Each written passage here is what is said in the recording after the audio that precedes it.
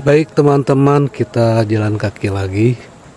Kita akan mengupas dua dinten kalangkung mah ngebahas hukum semesta ya. Saat ini insya Allah saya akan membahas salah satu mazhab di dalam filsafat ya, tetapi aplikasinya di dalam kehidupan. Jadi tidak menjelaskan seperti apa teorinya begitu. Ayo numaconya tuh anjing-anjing. Memang sudah kembali di Baladah ya, bahasa Sunda nama. Kembali di Baladah sawah-sawah ini teman-teman. Di Baladah itu diolah ya, diolah. Sebetulnya ini tidak terlalu baik ya kalau mengolah lahan ini lebih cepat ya, mesti nama di antep heula sasasi.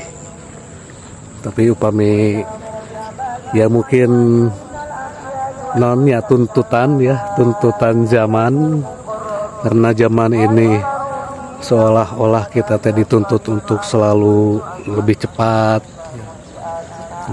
ya saat ini mah. Dampaknya bagi kita ya, bagi manusia, ternyata sikap kita yang selalu ingin cepat ini malah telah mengubah cara pandang kita juga terhadap waktu ya. Dulu mungkin tidak ada yang pernah ngomong kieunya dulu pisan ya. Asal sakedap cenanya waktu teh Pak tos isa deui we. Nah, ini nama ungkapan-ungkapan semacam itu teh menjadi hal biasa kan.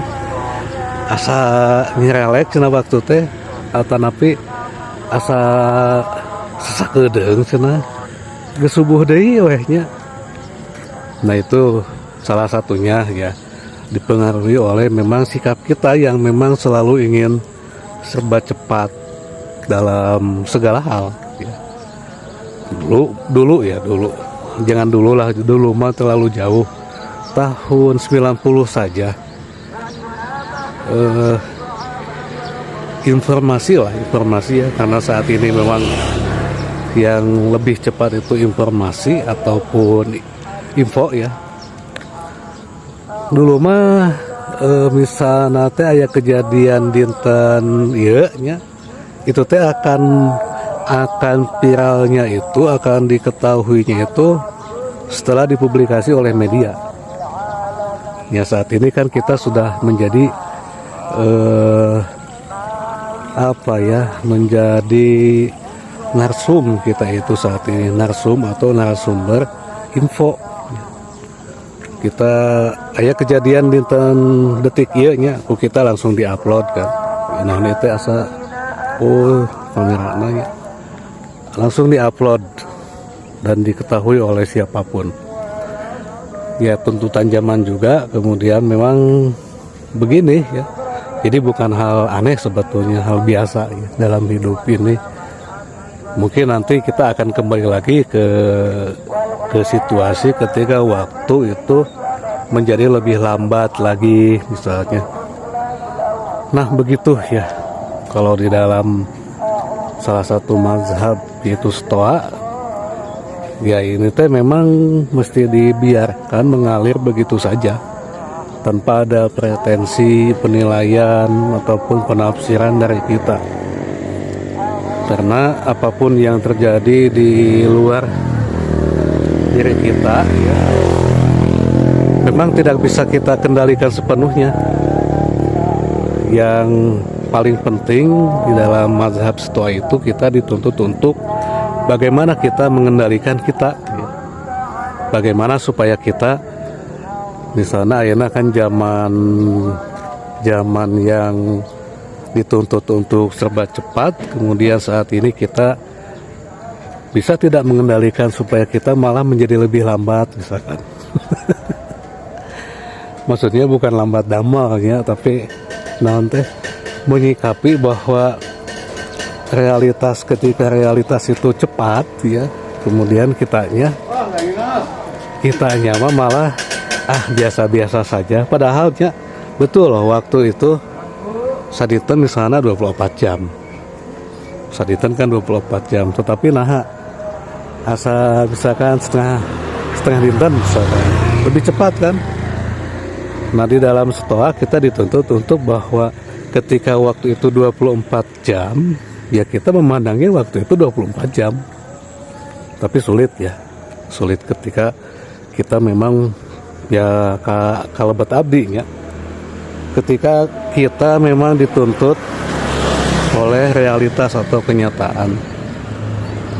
Ya, jadi kenyataan kita itu dalam tanda kutip ya selalu didikte oleh kenyataan yang ada gitu. Ketika kita melihat orang lain misalnya gaduh sesuatu, ya kita itu didikte ya oleh apa yang ada di luar kita. Tentunya kita jadi memiliki pikiran yang tidak. Nah begitu ya. Jadi itu salah satu penerapan stoicisme di dalam kehidupan ya. Ketika kita melihat umpama jalan itu banyak tulisannya dan tulisannya itu macam-macam, ya kita tidak perlu menafsirkan bahwa anak-anak pemuda yang ada di kampung sini sebagai kelompok vandalis misalkan, anu sok tulis dina dinding ya, diantepkeun we dan memang kieu nya. Memang ini tuh aku berlutut tidak mungkin kayak itu tinggali aku berlutut tidak mungkin cenanya. Terus iya nulisna mungkin kelompok atau Kang Iyepnya. Jadi aku berlutut cenanya tidak mungkin ini. Jadi pandangan seperti itu ya, pandangan seperti tadi ya, apakah aku mesti berlutut tidak mungkin cenah.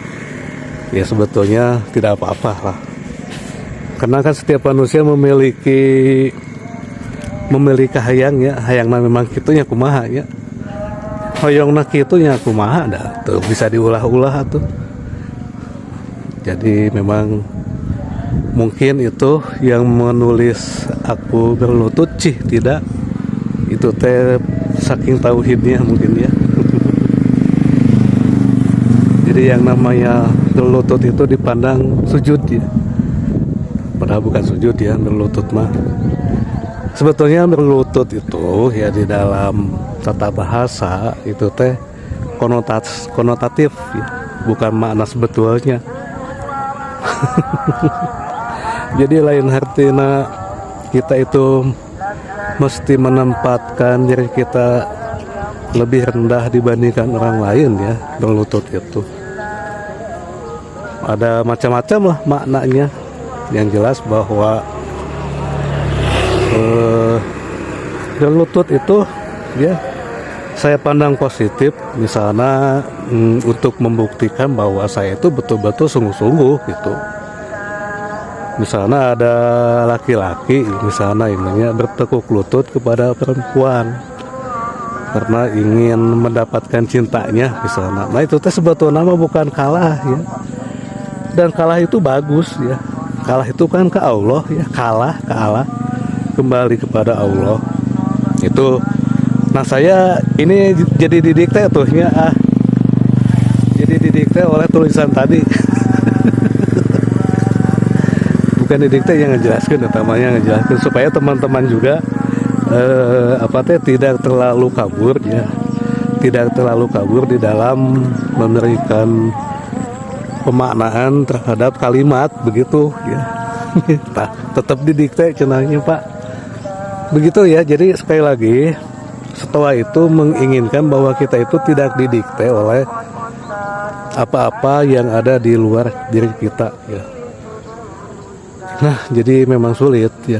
Tadi geningnya ayat tulisan itu Abi langsung menjelaskan. Nah itu teh didikte sebetulnya. didikte, dan kadang memang tanpa sadar ya kita teh mengungkapkan sesuatu atau merespon sesuatu yang ada di luar diri kita itu tanpa sadar ya. Karena sebagian besar tindakan kita tindakan kita memang lebih dipengaruhi oleh alam bawah sadar. Tadi saya mengatakan tidak boleh didikte oleh, jangan selalu didikte ya, bukan tidak boleh, jangan selalu didikte oleh fenomena-fenomena yang ada di luar diri kita. Kutulisan tadi aku berlutut, tidak, cuma yang suka dikte. Begitu ya, sulit teman-teman. Nah jadi semesta ini memang unik ya. Akunya Abdi mengatakan hal tadi ya, mengatakan hal tadi bahwa kita jangan mudah didikte, ternyata langsung diuji oleh semesta hanya dengan 2 kalimat ya. Hanya dengan 2 kalimat yang tulisannya aku berlutut, tidak mungkin ya. Hanya dengan 2 kalimat saja, kalimat pertanyaan dengan jawabannya, kita langsung kadiktenya. Ya manusia biasa ya. Mungkin ya kalau misalnya sepenuhnya tidak didikte, memang bagi kita manusia biasa memang tidak mungkin. Sebab kita selalu memandang bahwa kita makhluk sosial juga kan. Jadi yang namanya makhluk sosial kan sudah jelas lah, tidak mungkin kita mengacuhkan atau mengabaikan fenomena yang ada di luar kita gitu. Nah, jadi itu uniknya Stoa itu begitu ya. Yang jelas bahwa titik atau poin penting Stoa itu mengingatkan kita supaya kita memang tidak lebih mudah atau lebih banyak mengendalikan kehendak kita lah.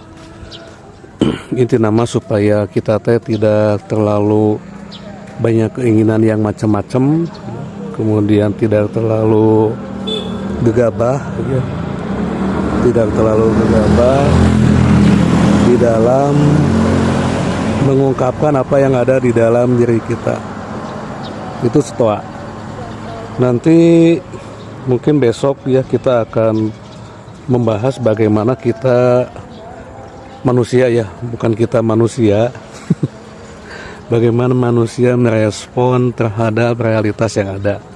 Ada 3 bagian kan, ada yang positif, negatif, dan biasa-biasa saja tanpa menilai begitu, atau tanpa memberikan respon apapun.